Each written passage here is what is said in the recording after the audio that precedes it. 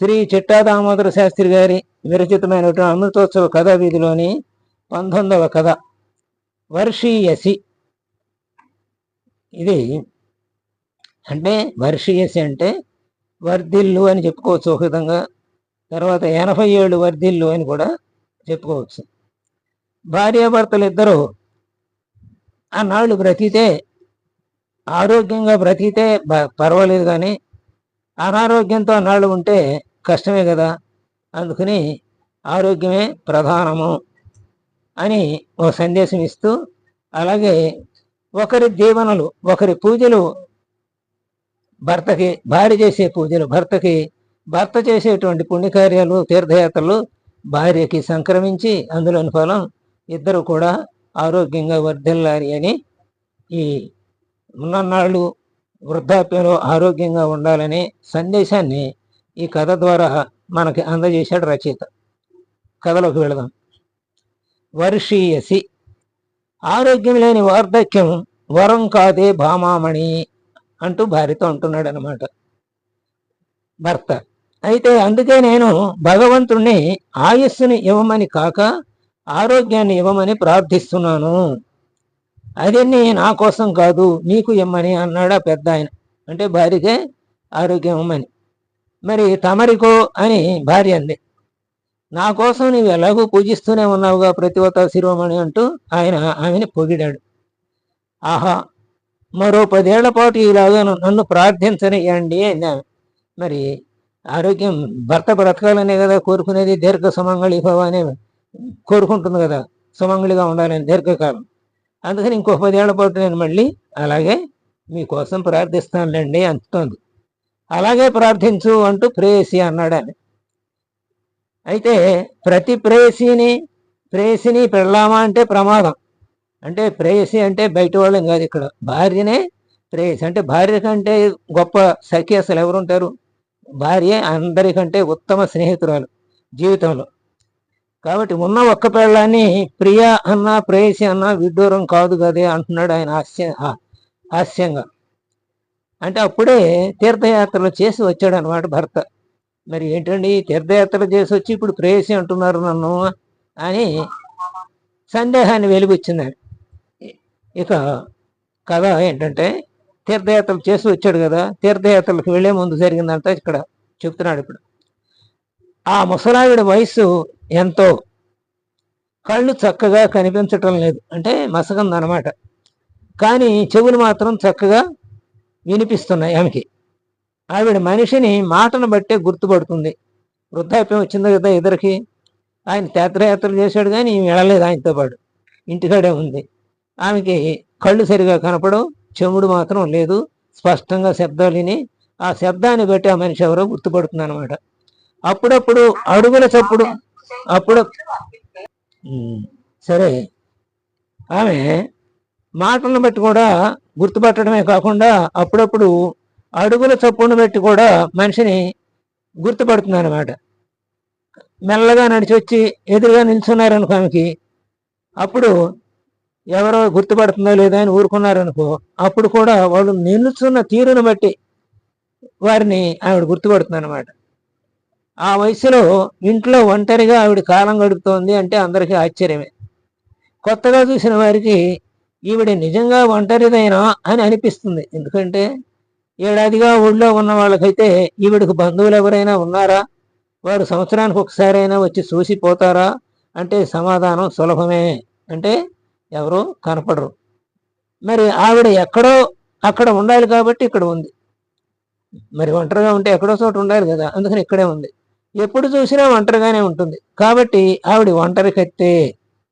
ముఖాన రూపాయంత కుంకుమ బొట్టు, మెడలో మెరిసే తాళిబొట్టు, కాళ్లకు మెరుగులు తెస్తూ మ్రోగే మట్టెలు, ఇవన్నీ ఆవిడ పుణ్యస్త్రీ అని చాటి చెబుతున్నాయి. మరి పుణ్యస్త్రీ అయితే భర్త కూడా ఉండాలి కదా. మరి అతడి చూసేవాళ్ళకి అనుమానం వస్తుంది కదా, ఎక్కడ ఉన్నాడు, ఏం చేస్తున్నాడు ఆయనని. అయితే అతగాడు ఈ ప్రాంతంలోనే ఉన్నాడా, లేక ఈ దేశంలోనే వేరే ప్రాంతంలో ఉన్నాడా, అదీ కాక దేశం కాని దేశం వెళ్ళాడా, ఇవి ఇట్లాంటివే ఎన్నో ప్రశ్నలు చూసేవాళ్ళకి కలుగుతూ ఉంటాయి. ఒంటరిగా ఉంది కాబట్టి, అందులో ముత్తైదువు కాబట్టి. ఇంటి నిండా పుస్తకాలే ఆమె ఇంట్లో. ఆవిడ పూర్వం మరి పుస్తకాలు చదివేదో లేదో కానీ ఇప్పుడు మాత్రం వారానికి ఒక్కసారైనా ఒక్కొక్క పుస్తకం తీసి తుడిచి శుభ్రంగా యథాస్థానంలో ఉంచుతుంది. బట్ట తీసుకుని తుడిచి చక్కగా అక్కడ ఉంచుతుంది. వారం వారం తాను పూజ చేసే విగ్రహాలకు పులికాపు పెడుతుంది. ఇది కొంచెం ఆశ్చర్యకరమైన విషయం. మనం పూజ చేసే పూజ గదిలోని దేవుళ్ళు దేవతలు కదా, దేవతలకి మన నెల వాళ్ళకి ఒక్కరోజు. అందుకని మనం నెలకు ఒకసారి పులికాపు చేస్తుంటామంటే ఆ దేవతలందరినీ తీసి ఆ పెట్టెను శుభ్రం చేసి ఆ దేవతల నుంచే ఆసనాలను కూడా శుభ్రం చేసి మళ్ళీ దేవతలందరి ఆ దేవుడి బొమ్మలన్నిటినీ కడిగి మనం వాటిని శుభ్రంగా అక్కడ పెట్టి అలంకరించి అప్పుడు పూజ చేస్తాం. మరి ఇక్కడ వారం వారం తాను పూజ చేసే విగ్రహాలు పులికాపు పెడుతున్నాడు. మరి ఎంత శ్రద్ధ ఆమెకి. నెలకోసారి చేస్తే చాలు. మనం రోజుకోసారి కదా స్నానం చేసేది. వేసవకాలం అయితే 2 సార్లు సహజంగా. ఇక్కడైతే మనం మరీ శీతల ప్రాంతంలో అయితే ఒకసారి. ప్రతి శుక్రవారం తలంటి పోసుకుంటుంది. రోజు పూజ చేసి తులసి కోటలో నీళ్లు పోస్తుంది. సాధారణంగా స్త్రీలు చేసే పని అదే కదా, హిందూ స్త్రీలు. పూజకు ముందు బొగ్గల పొయ్యి మీద బియ్యం కడిగేస్తుంది. చిన్న ఒక్కతే కదా మరి, అందుకని కొద్దిగా వండుకుంటే చాలు కదా, అందుకని బొగ్గుల పొయ్యి అయితే సరిపోతుంది. బొగ్గులు కొంపట అనేది వరకు చిన్నవి ఉండేవి. ఇప్పుడు అందరికీ గ్యాస్ పొయ్యిలు వచ్చినాయి కాబట్టి ఇప్పటి తరానికి ఈ మధ్యనే పుట్టినటువంటి వాళ్ళకి, ఒక 20 ఏళ్ల క్రితం పుట్టిన వాళ్ళకి బొగ్గుల పొయ్యి తెలవకపోవచ్చు. ఆ బొగ్గుల పొయ్యి మీద బియ్యం కడిగి పడేస్తుంది. అది ఉడికేలోపు పూజ పూర్తి చేసేసుకుంటుంది. అన్నం నుంచి దాంట్లో ఒక బెల్లం ముక్క వేస్తుంది. దాన్ని దేవుడికి చూపిస్తుంది. ఈ రోజుకు అది తినే ముందు మరి సాధారణంగా ముందు భర్తకు పెట్టి దాన్ని తింటారు కదా మన వాళ్ళంతా, ఇళ్ళాళ్ళు. అయితే ఇప్పుడు ఆయన భోజనం చేసే సమయానికి ఆయన ఉండడు కాబట్టి ఆయన ఇంకా దయ చేయలేదని నిశ్చయించుకొని ఆమె భోజనానికి కూర్చుంటుంది అనమాట. అంటే రోజు భోజనం చేసేటప్పుడు ఒకసారి మా ఆయన లేడు కదా, ఇక నేనే భోజనం చేయాలి కదా అని తెలుసుకుని కూర్చుంటుంది. అయితే అది ఆ వేళ తప్ప ఆయన కోసం ఇంకా ఎదురు చూస్తున్నట్లుగా ఎప్పుడు అనిపించదు ఆమె. ఆ భోజనం చేసే సమయంలో తప్పితే ఇంకెప్పుడు కూడా తన భర్త కోసం ఎదురు చూసినట్లుగా ఎప్పుడు అనిపించదు. ఎప్పుడు ఎవరికైనా కథలు చెప్తూనో వారి కబుర్లు వింటూనో కాలం గడుపుతూ ఉంటుంది. అంతకంటే విశేషం ఏమంటే ఆవిడకు వంటింటి వైద్యం కొట్టిన పిండి. వంటింటి వైద్యం అంటే తాలింపు పెట్టులో ఉన్నటువంటి తాలింపు దినుసులే ఎక్కువగా వాడతారు. అలాగే ఇంకా అల్లము, సొంటి ఇట్లాంటివన్నీ కూడా వాడతారు. మరి ఆమెకి అందులో బాగా అనుభవం ఉంది కదా, అందుకని ఇరుగు పొరుగు వాళ్ళే కాకుండా దూరాల నుంచి కూడా సంచార ఆయుర్వేద వైద్యుడు ఆలస్యం చేసినప్పుడు, సంచార ఆయుర్వేద వైద్యుడు అంటే వైద్యుడు ఇదివరకు ఇళ్ళకొచ్చి ఇంటికి వచ్చే వైద్యం చేసి వెళ్ళేవాడు. అందుకని సంచార ఆయుర్వేద వైద్యుడు అనేవాళ్ళని. మరి ఆయన ఆలస్యం చేసినప్పుడు పెద్ద ఈమె దగ్గర పరిగెత్తుకొచ్చేవాళ్ళు అనమాట అందరూ. ఆవిడ రోగిని చూడక్కర్లేదు, రోగ లక్షణాన్ని బట్టి వంటింట్లో ఉండే సామాగ్రితోనే ఆవిడ వైద్యం చెప్తుంది కూడా. అదే మందు, అదే పథ్యం. వైద్యుడు అందుబాటులో లేడు, అటువంటి వంటింటి వైద్యం చాలా లేదనుకోండి, వైద్యుడు రాలేదు, వంటింట్లో సరిపోలేదు అనుకోండి, అప్పుడు పెరట్లోకి వెళ్ళేది. అక్కడ ఏ మూల ఏ మొక్క ఉందో ఆమెకు తెలుసు. అయినా కోసి నలిపి వాసన చూసి తాను కోయదలిచినది అదే అని నిర్ణయిస్తుంది. తెలిసినా మరి సరిగా చూపు లేదు కదా, కనపడదు కదా, అందుకని వాసన చూస్తే వాసన బట్టి అది ఏ మొక్కో తెలుసుకుంటుంది, తను అనుకున్న మొక్కో కాదు. అప్పుడు అదే కొయ్యాలి అని నిర్ణయిస్తుంది వాసన బట్టి. అప్పుడు ఆమె ఆకుతో ఎలాగున వైద్యం చేయాలో వివరిస్తుంది. అంటే భర్త తీర్థయాత్రలకు వెళ్ళినా, ఆమె ఒంటరిగా ఉన్నా ఖాళీగా ఉండకుండా ఆమెకున్నటువంటి వంటింటి చిట్కా వైద్యంతో ఇతరులకు సేవ చేసేది అన్నమాట. అట్లాగే పెరట్లోని మూలికలను కూడా ఉపయోగించేది. ఒక రోజున ఆవిడ ఆ విధంగానే పొరుగు వారికి వైద్యం చేస్తూ ఉంది. ఆ సమయంలో వచ్చాడు ఇంటి ఆయన. ఎప్పటి నుంచో రాలేదు, ఇప్పుడు వచ్చాడు అనమాట. అంటే ఎక్కడికి వెళ్ళాడు అంటే తీర్థయాత్రలకు వెళ్ళాడు ఆయన. ఆవిడ చేస్తున్న సమాజ సేవను కళ్ళారా చూశాడు, ఎంతో సంతోషించాడు. తాను ఇల్లు వదిలిన దగ్గర నుంచి ఆమె ఎలాగున కాలం వెళ్ళబుచ్చింది ఊహించాడు. చాలా సంతోషించి ఆమెతో ఇట్లా అన్నాడు, ఓసి పిల్ల ఎంత చిక్కిపోయావే అంటే ముద్దుగా ప్రేమగా ఆమెను సంబోధిస్తున్నాడు అన్నమాట భార్యని. నేను మునిగిన ప్రతి తీర్థంలోనూ దేవుడో దేవతో కనిపించాలా, కానీ అదేమిటో నీ ముఖమే కనిపించింది అనుకో, ఏ తీర్థానికి వెళ్ళినా అక్కడ మునిగితే ఆ తీర్థానికి సంబంధించిన దేవుడు దేవత కనిపించలే, నాకు నీ ముఖమే కనిపిస్తూ ఉండేది. ఇంకా నయం, అట్లా అని ఎవరినైనా పలకరించారు కాదు అంటూ నవ్వుతూ అంది ఆవిడ. మరి ఎవరినైనా పలకరిస్తే మా ఆవిడ అనుకుని ఊరుకుంటారా? ఊరుకోరు కదా, దెబ్బలు తగులుతాయి. అందుకని మంచి పని చేశారు, ఇంకా నయం అట్లా అనలేదు అంది. కనిపించింది ఒడ్డున కాదే అన్నాడు ఆయన. అంటే ఎక్కడో బయట కాదు, నీళ్ళలోనే. అరే రామరామ, జలకాలు ఆడేటప్పుడు పుణ్యస్త్రీలను చూశారా అని మళ్ళీ ఆమె మాట్లాడింది. అలా దొంగ చూపులు చూడకు, నేను సూర్యదేవునికి అర్ఘ్యం ఇచ్చేవాళ్ళ చూసా, నా దోసిట్లో నీళ్ళల్లో చూసా అన్నాడు ఆయన. ఇంకా నయం, సూర్యునికి అర్ఘ్యం ఇస్తుంటే చంద్రుడు కనిపించాడు అన్నారు కాదు. అంటే హాస్య సంభాషణతో వాళ్ళ ప్రేమని ఇక్కడ తెలిపాడు అన్నమాట రచయిత. చంద్రుడు అనలేదు, ముఖచంద్రుడు అన్నాడు ఆయన. అంటే మీరు కవులా ఏమిటి, మీరేమన్నా, మీ కవులు కదా, మీరేమన్నా చెల్లుబాటు అవుతుంది అని చెప్పింది. అంటే ఆయన కొంచెం కవి లక్షణాలు ఉన్నాయన్నమాట ఆయనకి, భర్తకి. అవుతుందా, నేను ఎంత మొత్తుకున్నా నాతో తీర్థయాత్రలకు రాకపోతే. మరి ఆయన వెళ్ళేటప్పుడు అడిగాడు, కానీ రాలేదు. ఎందుకు కనపడదు, వెళ్ళి ఏం చేద్దాంలే, అనవసరమనే మానేసింది అనమాట.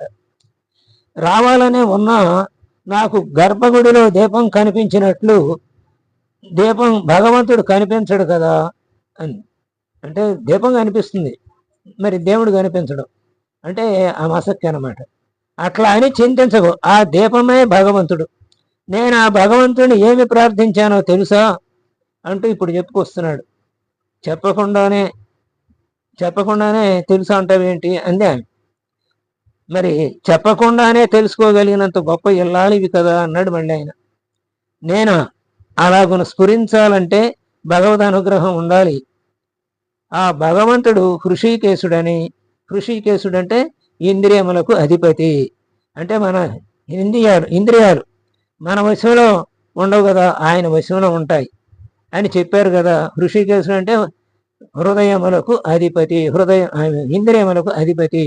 కాబట్టి ఇంద్రియములన్నీ ఆయన అధీనంలో ఉంటాయి. కాబట్టి ఆ కృష్ణ భగవానుని అనుగ్రహం లేని కారణాన కర్ణుడు యుద్ధభూమిలో అర్జునుని మీద ఇంద్రుడు తనకిచ్చిన శక్తి ఆయుధాన్ని వేయలేకపోయాడని చెప్పారు, గుర్తుందా అని గుర్తు చేసింది.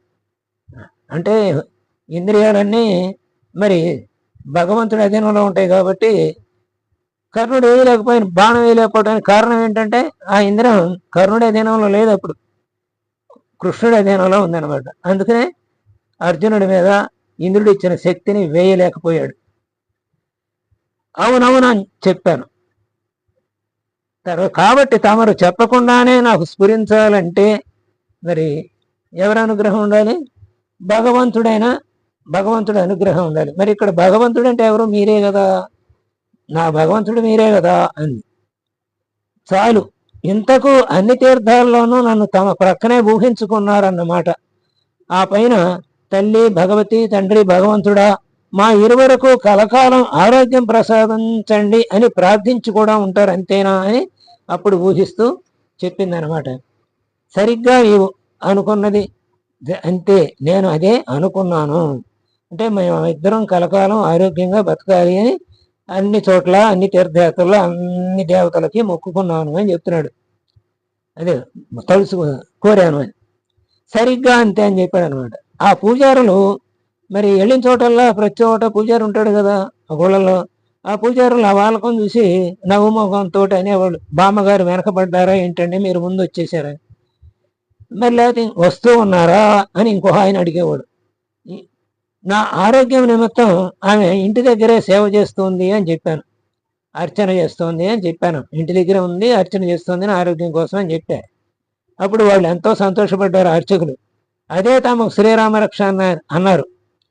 నీవు ఇంటి దగ్గర ఉన్న నా పక్కనే ఉన్నట్లు భావించి దీర్ఘాయుష్మాన్ భవని నన్ను, దీర్ఘ సుమంగళి భవన్ నిన్ను దీవించారు ఆ పూజారులందరూ కూడా అని మళ్ళీ భారత్య చెప్పాడు.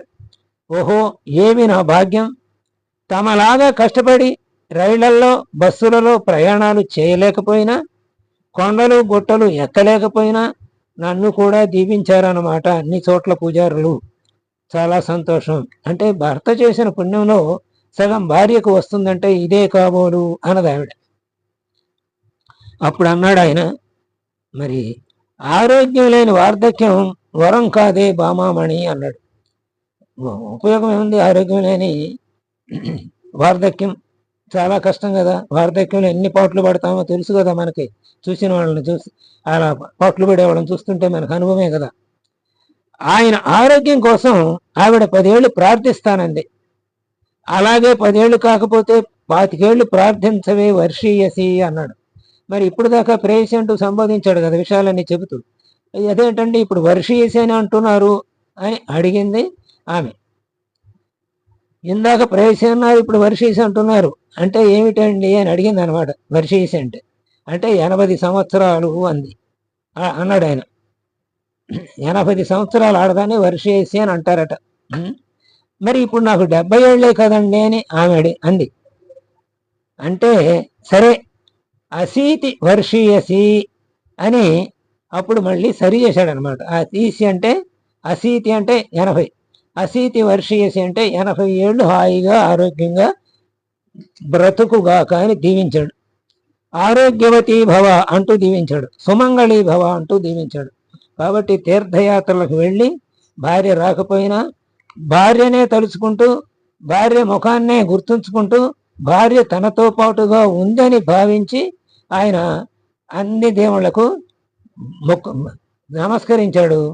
ఆ పూజారులు కూడా ఇద్దరిని కలిపి దీవించారు. కాబట్టి మనిషి ఎక్కడున్నా, ఒంటరిగా ఉన్నా, భార్య దూరంగా ఉన్నా భార్యను మర్చిపోకూడదు అనే ఒక సందేశం. అలాగే ఆరోగ్యాన్ని జాగ్రత్తగా కాపాడుకోండి.